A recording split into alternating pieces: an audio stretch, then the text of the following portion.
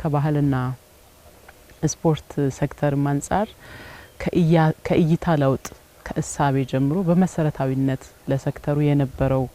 መልካታ የተቀየረበት በተለይ ከለውጡ በፊት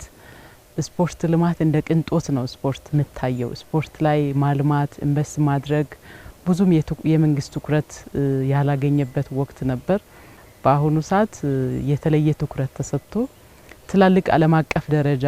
ያሟሉ ስቴዲየሞች ግንባታ እየተደረገ ነው አዲስ አበባ እንኳን ብንወስ በብዙ ቢሊዮን ብር ነው ስራው በልዩ ክትትል እየተደረገ ያለው አሁን አጠቃላይ አፈጻጸሙ ወደ 82% ላይ ደርሷል የአዲስ አበባ ስቴዲየም ለማጠናቀቅ የሚቀረን የጣሪያ ስራ ነው እሱም በቻይና ሀገር ምርት ተጀምሯል መጥቶ እሱን መግጠም ነውና ከሱ ጋር የሚያያዙ ስራዎች ናቸው የሚቀሩት ከዛ ባለፈ አዲስ አበባ ስቴዲየም ነባሩ ስቴዲየም እድሳት አድርገናል የከፍ ያለ ደረጃ ያሟላ ለማቀፍ ስታንዳርድ ያሟላ ትራክ በመስራታችን ነው ተጨባጭ ውድድሮችም ወደኛ እየመጡ ያሉት አቃቂ ቃሊቲ ስቴዲየምም በጥሩ ፍጥነት እየሄደ ነው ወደ 91% ደርሷል ባህር ዳር ስቴዲየምም ወደ 90% በላይ ነው የድሬዳዋም ወደ 99% ደርሷል አጠቃላይ በትላልቅ ከተሞች ደረጃቸውን ያሟሉ የዓለም አቀፍ ስታንዳርድ ያሟሉ ስቴዲየሞች አዳዲስ ግንባታም ጥጋናም ስታንዳርድ ለማስጠበቅ ጥጋናም እድሳትም እየተደረጉ ያሉ አሉ አዳዲስም እየተገነቡ አሉ ስለዚህ እነዚህ ትላልቅ ስቴዲየሞች መንግስት ስራዬ ነው ብሎ ብቁ ንቁና አምራች ዜጋ ለመፍጠር ስፖርት ወሳኝ መሳሪያ መሆኑን መንግስታችን በእሳቤ ለውጥ በሰጠው ልዩ ትኩረት ብዙ ሀብት በመመደብ ትላልቅና ዓለም አቀፍ ደረጃ ያሟሉ ስቴዲየሞች እየተገነቡ ይገኛል ያ ደግሞ ግንባታው እንኳን ሳይጠናቀቅ ትላልቅ ዓለም አቀፍ ስፖርታዊ ኩነቶች ወደ ኢትዮጵያ እንዲመጡ ሆኗል ሁላችሁም እንደምታውቁት ኢትዮጵያ በአትሌቲክስ ስፖርት በጣም ባለፉት 65 አመታት ኢትዮጵያ ላይ ስፖርታዊ ውድድሮች አልተደረገም በአትሌቲክስ ለመጀመሪያ ጊዜ ነው በዚህ ወር ውስጥ የዓለም አትሌቲክስ የአንድ ቀን ውድድር ያደረግንበት በጣም ድንቅ ትይንቶች የታዩበት ያን ውድድሩን ካየ በኋላ ነው የዓለም አትሌቲክስ ውድድር ክፍል ኃላፊ ስለነበረ አሁን ካደረግነው ውድድር አንድ ከን ከፍ ያለ የጎልድ ደረጃ የወርቅ ደረጃ ያለው ውድድር 2027 ወደ ኢትዮጵያ ያመጣበት ከዛ ባለፈ አሁን በዚህ ወር ሚያዝያ 25 ምናደርገው የዓለም የቢስክሌት ውድድር አለ እሱም ትላልቅ አገር ያሉ ፕሮፌሽናል የሆኑ ስፖርተኞች የሚወዳደሩበት 2026 የአፍሪካ ባህል ስፖርት ፌስቲቫል ኢትዮጵያ ላይ እናስተናግዳለን 2027ም ሌሎች አትሌቲክስም ሌሎች ስፖርት አይነቶችም የተለያዩ አገራት ብናስተናግድ የሚል ጥያቄ ያቀረቡ ነው ያሉት ይሄ ከንግግር ያለፈ የምንሰራው ስራ ስፖርት ልማት ላይ ኢንቨስት ምናደርጋቸው ስራዎች ጥራትን ስታንዳርድን የጠበቀ ግንባታ በማድረጋችን ለስፖርት ልማታችን የሰጠነው የእይታ ለውጥ በማምጣታችን ኢትዮጵያ ከዚህ በፊት አድርጋ ማታቃቸው ስፖርታዊ ኩነቶች ወደ ኢትዮጵያ እየመጡ ነው ይሄ የሚታይ የሚጨበጥ ውጤት ነው ስፖርት ከውድድር ባለፈ ደግሞ ገጽታችን ምን ገነባበት ያለንን ነገር ለዓለም ምንሸጥበት ስለሆነ ትላልቅ ስፖርታዊ መሰረተ ልማት ግንባታ ላይ ጥራትና ደረጃ የጠበቁ ግንባታ ማድረግ መሰረታዊ የእይታ ለውጥ የመጣበትና ተጨባጭ ውጤቶች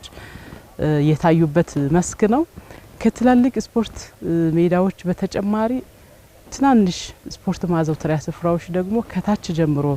ተተኪ ስፖርተኞችን ለማፍራት ከታች ከህፃንነት ጀምሮ መለማመድ አለባቸው ፋሽኑ ሊኖራቸው ፍላጎቱ ሊኖራቸው ይገባል ይሄን ለማድረግ ደግሞ ስራዬ ነው ተብሎ ስፖርት ሜዳዎች ተገንብተዋል ባለፉት 8 አመታት ብቻ እንኳን ወስደን ብናይ 17636 አነስተኛና መካከለኛ ስፖርት ማዘውተሪያ ስፍራዎች በመላ ሀገሪቱ ተገንብተዋል ይሄ መንግስታችን ለስፖርት ልማት የሰጠው ትኩረትና የእይታ ለውጥ ያመጣው ተጨባጭ ውጤት ነው ከኪነ ጥበብም ጋር ብንሄድ ከጥበብ ባለሙያዎች ጋር ከፍተኛ የሆነ መቀራረብና በጋራ መስራት የተጀመረበት አምፒ ቲያትር ቤቶች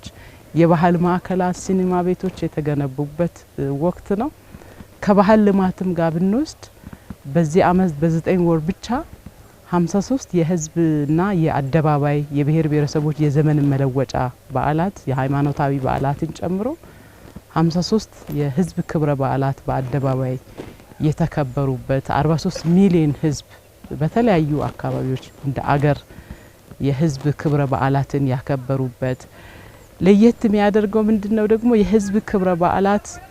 የህዝቦችን እርስ በርስ ትስስርና ትብብርን በሚያጠናክር አብሮነትን ወንድማማችነትን በሚያጠናክር መንገድ የተከበረበት የአንድ ብሔር ዘመን መለወጫ ሲከበር ሌሎች ብሔረሰቦችና ህዝቦች አብሮ በዓሉ ላይ የሚታደሙበት ስጦታ ይዞ የሚሰጡበትና ይሄ መገንባት ለምንፈልገው ለህብረ ብሔራዊት ኢትዮጵያን አንድነቷ የተጠበቀ ጠንካራ ኢትዮጵያን ለመፍጠር ከንግግር በላይ ያለፈ በቁጥር መለካት ማትችው ግን ከሰዎች እሴት ግንባታ ጋር የሚያያዙ አብሮነትን አንድነትን የሚያጠናክሩ በጣም የሚጨበጡ ስራዎች ተሰርቷል። አሁን ደግሞ በግምገማችን የተቀመጠው አቅጣጫ እስካሁን ያመጣናቸው ውጤቶች በጣም የተሳኩ ናቸው። በቀሪ 3 ወራት ደግሞ የተለየ ትኩረት ሰጥተን በተለይ እኛ እንደ ባህልና ስፖርት ትላልቅ ኩነቶችን ስፖርታዊ ኩነቶችን ካልቸራል ፌስቲቫሎችን በቀሪ 3 ወራት ላይ በልዩ ትኩረት ሰጥተን እንድናደርግ እኛም በእቅዳችን ያመላከት ነው። ስለሆነ የተለያዩ የውጭም የውስጥም እንግዶቹን ያመጣን የተለያዩ የተሰሩ መሰረተ ልማቶችን እናሳይበት እና ስፖርታዊ ኩነቶችንም በአገር ውስጥ ማድረጋችን